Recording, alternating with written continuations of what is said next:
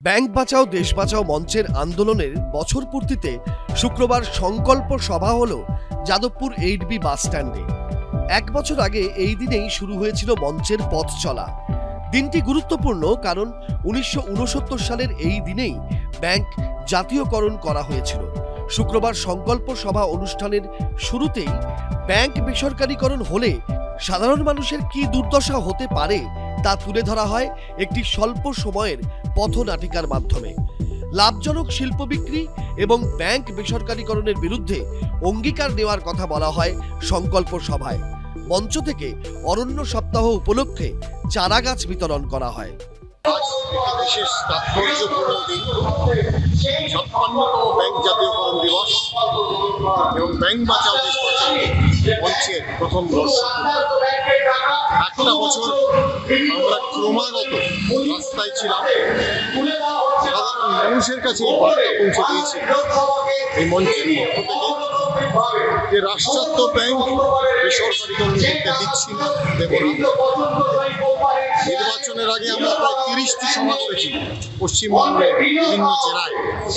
মানুষকে আমরা বার্তা দিয়েছি যে রুটি রুজির লড়াই যেমন একটি ইস্যু, বিজলি ছাড়া পানি যেমন একটি ইস্যু, রুটি কাপড়া মাকান যেমন একটি ইস্যু, দুর্নীতি যেমন একটি ইস্যু, তার সাথে আরেকটি বড় ইস্যু হচ্ছে ব্যাংক জাতীয়।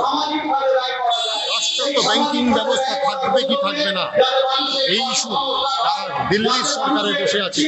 তাদের নির্বাচনে যারা প্রতিদ্বন্দ্বিতা করছে, সাধারণ মানুষকে বলেছিলেন তাদের আগামী দিনে আপনারা এই বিল আনছেন রাষ্ট্রায়ত্ত ব্যাংকিং ব্যবস্থা আপনার কি রাখছেন না তুলে দিতে চাইছেন শিল্পপতিদের হাতে, যা আপনারা 1969 সালে বিরোধিতা করেছেন ব্যাংক জাতীয়করণ।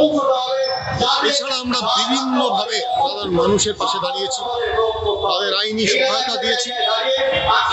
সাধারণ গ্রাহকের অ্যাকাউন্ট থেকে লক্ষ লক্ষ টাকা চলে গেছে, এমন 25 জন গ্রাহক আমাদের কাছে এসছে।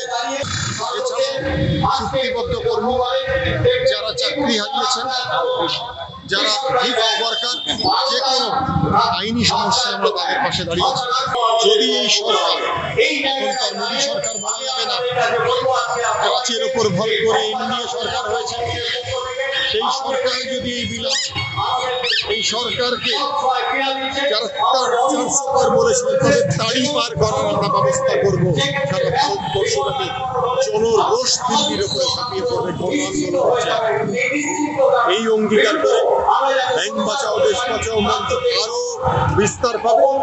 প্রতিটি জেলা কমিটি আমরা গঠন করব, প্রতিটি রাজ্যের রাজ্য কমিটি আমরা গঠন করব।